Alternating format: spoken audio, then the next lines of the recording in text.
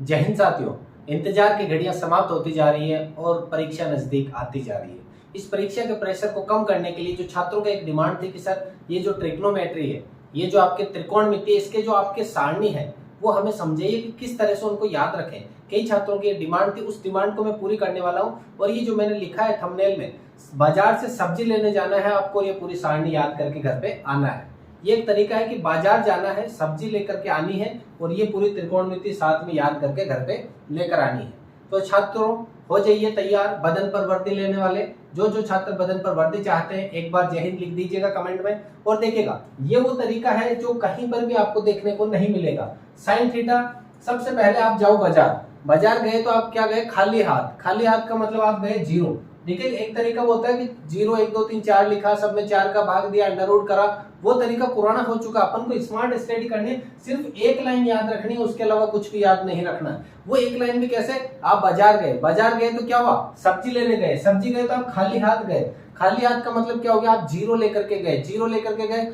फिर बाजार गए, बाजार से सब्जी वाले के पास गए। आप कहाँ गए, सब्जी वाले के पास गए और आपने क्या लिया, सबसे पहले आधा किलो क्या लिया है आपने, आधा किलो आलू ले लिए। आलू लिए, गोभी लिए, मटर लिए, जो आपको पसंद है वो ले ली। लेकिन लिया कितना, आधा किलो लिया, ले लिया भाई साहब आधा किलो।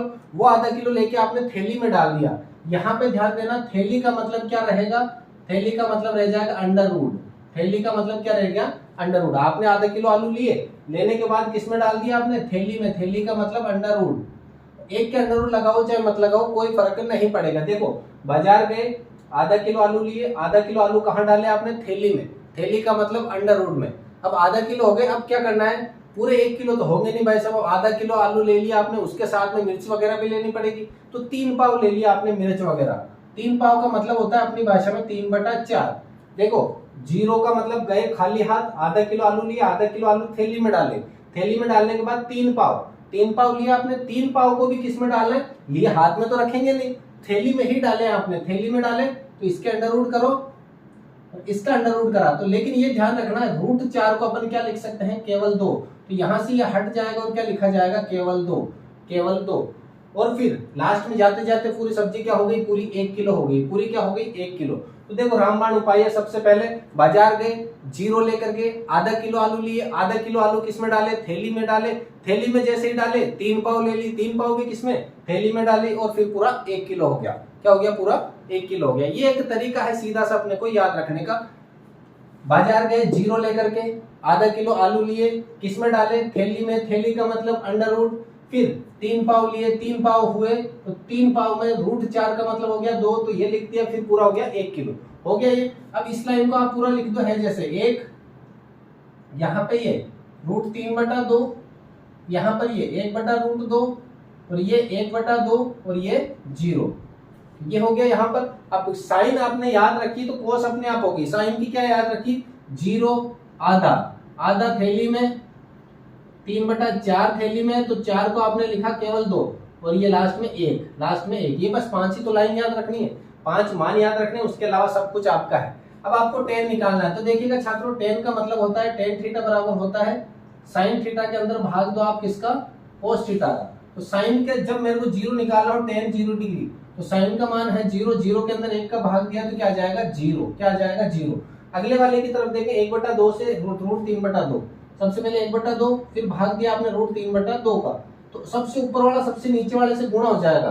तो क्या होगा, 1 गुणा 2 बटा बीच वाले दोनों आपस में गुणा, रूट 2 गुणा रूट 3, 2 से 2 कट गया, 1/√3 बच गया। अब यहाँ ये तो तरीका हो गया, अपन को सीधा सा करना है। तो नीचे वाले 2 से नीचे वाले 2 काट दो, काट दिए। ऊपर तो क्या बचा, 1, नीचे बच गया √3, बच गया सीधा सा √3। नीचे वाले √2 से नीचे वाले √2 काट दिए, बच गया 1। ऊपर भी 1 नीचे भी 1 लिख दिया अपन ने 1।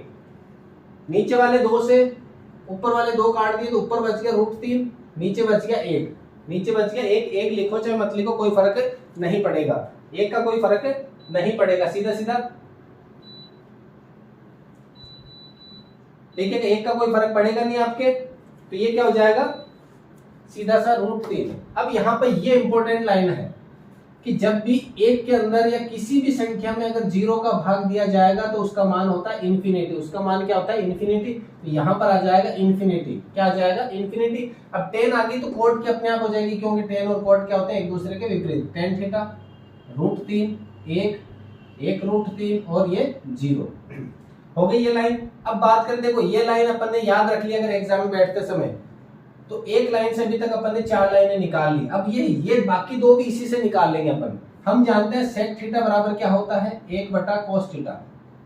1/cos थीटा का मतलब हो गया कोस का जो मान है ना सेकंड वाले का, उसका उल्टा कर दो, जो नीचे है उसको ऊपर कर दो, ऊपर वाले को नीचे कर दो, बस इतना सा करना है। एक का रखा, एक को ऊपर नीचे करो, कोई फर्क नहीं पड़ेगा। इस 2 को ऊपर कर दो, √3 को नीचे कर दो, 2 को ऊपर √3 को नीचे। क्यों करा? क्योंकि ये ऐसा होता है। सेक थीटा बराबर क्या होता है? ये एक दूसरे के उल्टा, ये सबसे लास्ट वाला सबसे पहले वाले के उल्टा, ये दोनों एक दूसरे के उल्टे, और बीच वाले दोनों एक दूसरे के उल्टा होते हैं।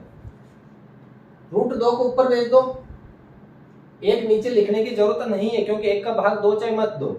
2 को ऊपर लिख दो, एक को लिखने की जरूरत नहीं है। अब यहाँ पे एक के नीचे किसका मान है? 0। तो एक के अंदर 0 का भाग देंगे, क्या आ जाएगा? इन्फिनिटी। वापिस इसको उल्टा कर दो, इन्फिनिटी 2 √2 2 √3 और ये 1। ये होगी आपके सारणी। देखो भाई साहब करना क्या है, शुरू की एक लाइन याद रखनी है। सबसे पहले बाजार गए 0 लेकर के, क्या लेकर के? कुछ भी लेकर नहीं गए तो 0। फिर आधा किलो सब्जी लिया आपने, आधा किलो सब्जी वगैरह आलू ले ली, वो डाले किसमें? थैली में। थैली का मतलब अंडर में रख दिए। फिर आपने 3 पाव और लिए, 3 पाव लिए मतलब √3/4, लेकिन √4 को अपन ने कह दिया 2। √3/4 लिया आपने, वो भी किसमें डाल दिया? थैली में। थैली का मतलब हो गया अंडर में। फिर पूरे के पूरे जब लेके निकले तो पूरा 1 किलो सब्जी लेके निकले, तो ये क्या हो गया? 0 आधा थैली में, √3/4 थैली में। लेकिन 4 को बिना थैली के लिखेंगे तो 2 लिख सकते हैं, और लास्ट में हो जाएगा 1। देखो एक लाइन याद रखी और पूरी सारणी आपके आराम से हो गई। इसके अलावा 3 थ्योरम है, वो भी याद रखनी है आपको। देखिएगा 3 थ्योरम कौन कौन सी है? Sine square theta plus cos square theta बराबर होता है 1। एक होता है 1 प्लस tan स्क्वायर थीटा बराबर हो जाएगा आपके सेक स्क्वायर थीटा।